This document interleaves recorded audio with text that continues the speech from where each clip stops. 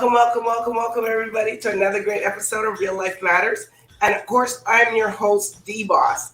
And I just hope that everybody's doing their laughing tips for the day. It's 15 minutes.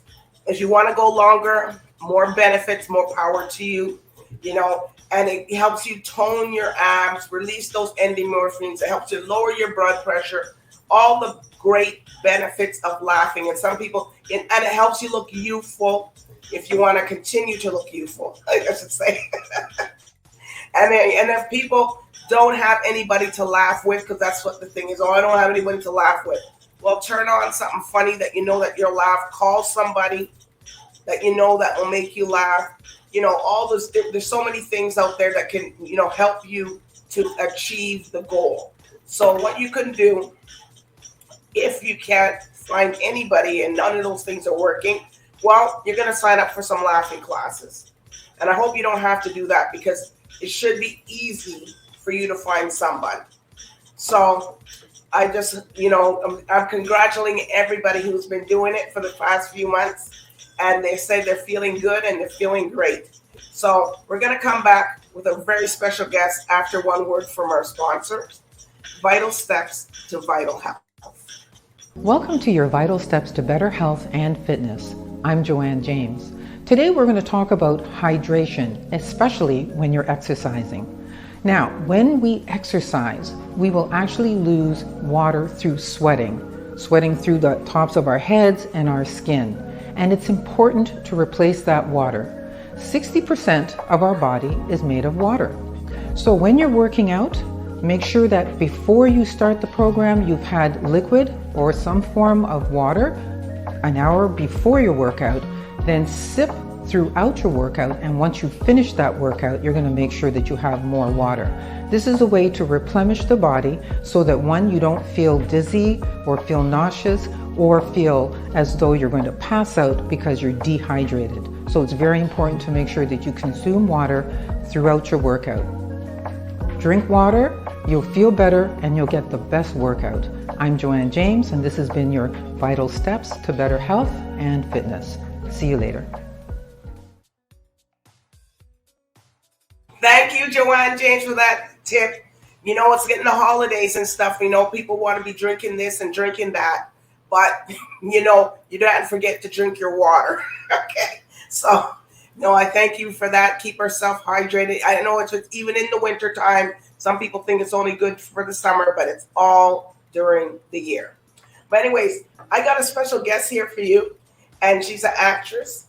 And she's doing this, that. She's all over the place.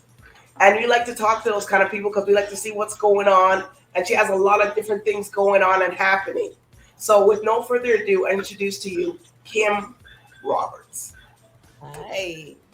Nice to see you. How you doing, boss? I'm all right. You're doing your laughing. I'm good. I'm glad. Let's see it.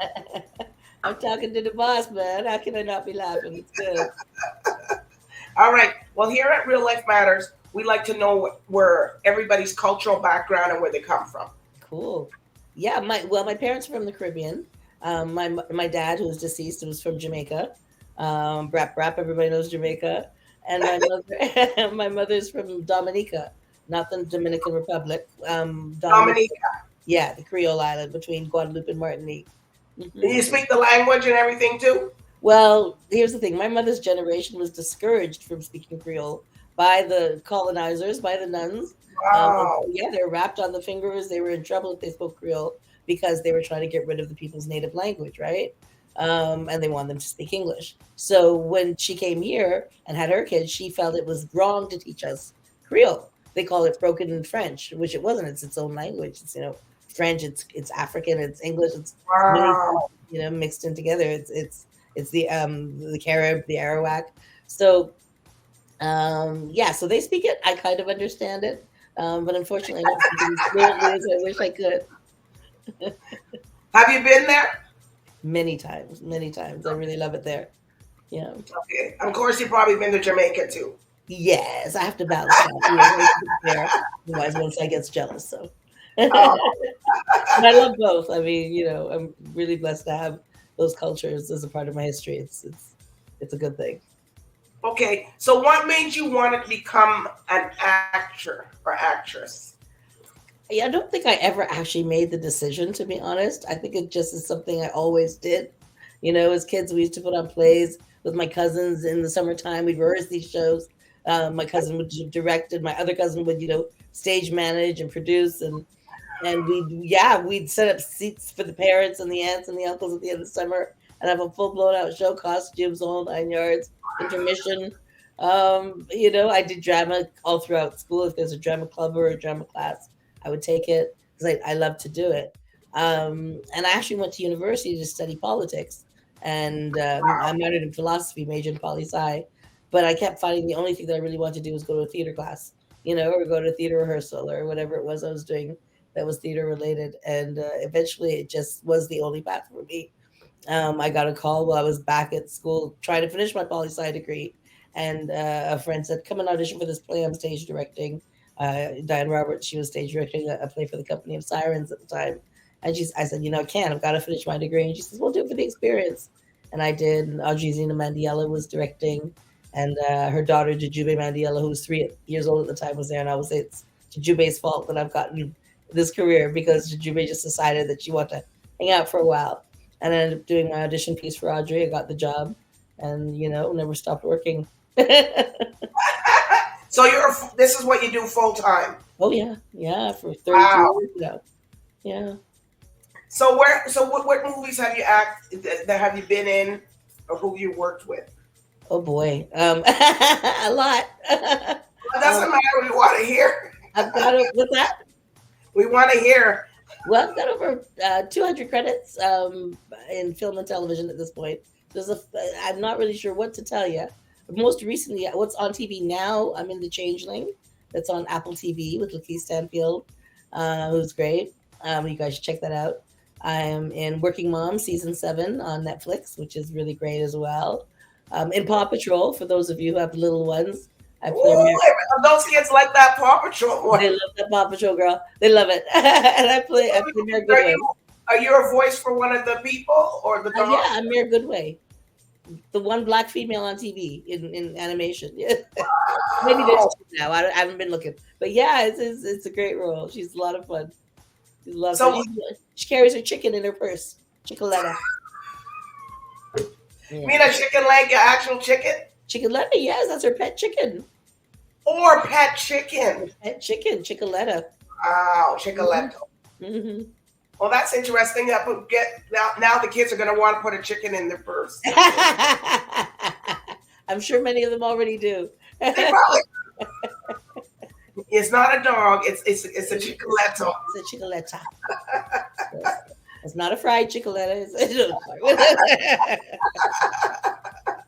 Oh, you can imagine. You want to get a chicken. Chickaletta. All right. I know, but kids will take it that far, right? And they will.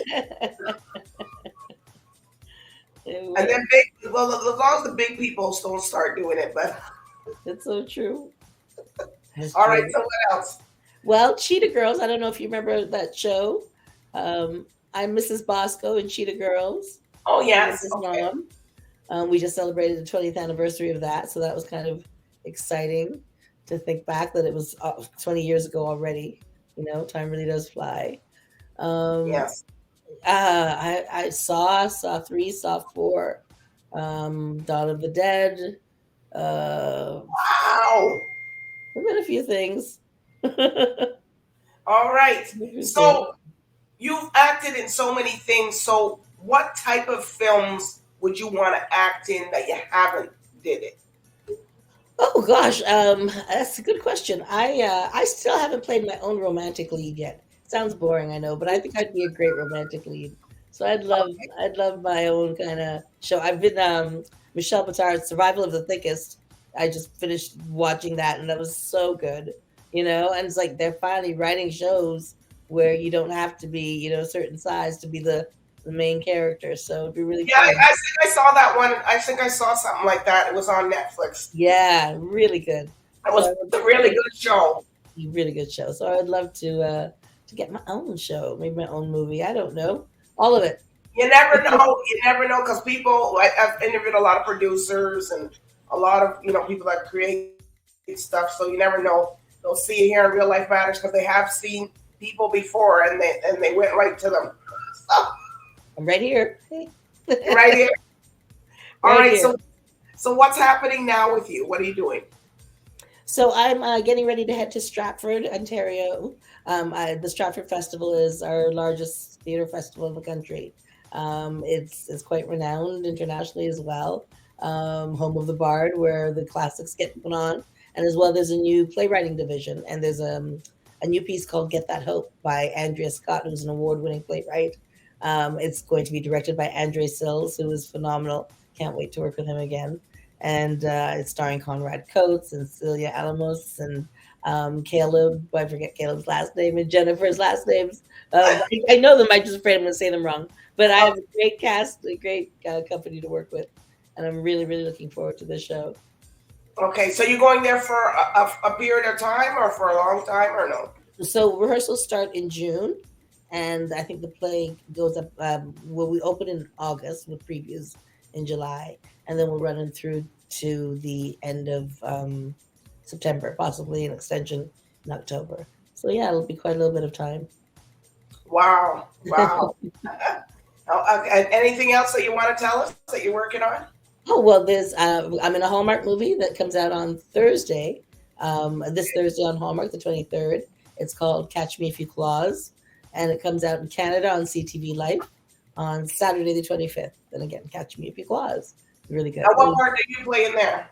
I play Nancy Lee, who's a television producer, and yeah, she's kind of maybe that's where you're going to be leading out to. That's where I'll be what? You'll be leading out to that. There you go. No, because a lot of the actors become producers right after, so that happens. All of the above is good. All the time. One day. All right. So, are there any tips for anybody that maybe wants to get into acting and do acting that you could tell them? Well, I mean, I think for me, I can only share my journey, which was it started with passion for acting, started with a love of the craft, a love of play, a love of the community of actors and directors and the people who love everything that goes with it. So if you've got that passion and that fire, then definitely pursue it. You can't really stay away from it if you do. It's not the most straightforward road, but if you gotta know how to read. That helps, but you don't have to know how to read. There are other ways. There are lots of people. There are people with dyslexia who find other ways to figure out scripts. So yeah, there are all kinds of ways to figure things out. And nowadays, there's an app for everything. So you can always find your way. But yeah, I say take classes and learn the craft, and just always be getting better, always be doing it, and eventually your steps will lead you where you need to be. All right. So you use a lot of the mirror? A lot of the mirror? Yeah, looking in the mirror when you're doing your... Oh, no. Never. You see how you look. Oh, no. It's not about how you look. It's about how you look. You don't even know what you're going to look like. She's very seasoned, people, so... Who knows what it's going to look like? It's got to be about what's real, about what's true, what's authentic, what feels real. Yeah. All right. So, are there any shout outs that you want to give your people? Yeah. Shout out to Sasha Stokes, a great publicist who hooked us up with this interview. Shout out to Ambition Talent, the best agents, David and Julia. You guys rock. Shout out to Joel Rice, who's the producer of this Harlequin movie that's coming out this week. I can't wait to see Jesse Harlequin Hallmark movie that's coming out this week. So I look forward to seeing that. And shout out to all y'all. Thank you for watching. Thanks for being great fans and tuning in. All right. And if people want to follow you on social media, can you give that to them? Yes, please. On Instagram, I'm Ms. Kim Roberts. So MS Kim Roberts, KIMROBERTS. On Facebook, I'm Kim Roberts. I have a page. And let's see, what else is there? There's Threads now. I think I'm also Mrs. Kim Roberts on Threads. On LinkedIn is Kim Roberts. And I don't know what's happening with the whole Twitter X thing. Kim Roberts won, but are we on it still? I don't know. Anyway, that's what I am. So yeah. Well, you can find her because that's her name. So you're good. It's not like you name something else. No, okay, okay. Not Chicoletta. That would be cute. They can't find you like that. Chicoletta's mama. I got to get a purse with that to represent. All right. Well, I do want to thank you, Kim Roberts, for telling us about your journey and all the stuff that you have going on. And I do want to thank you for that. Oh, my pleasure. Thank you for having me today. All right. And I want to thank everybody. Thank you for watching. Well, good night. Bye for now.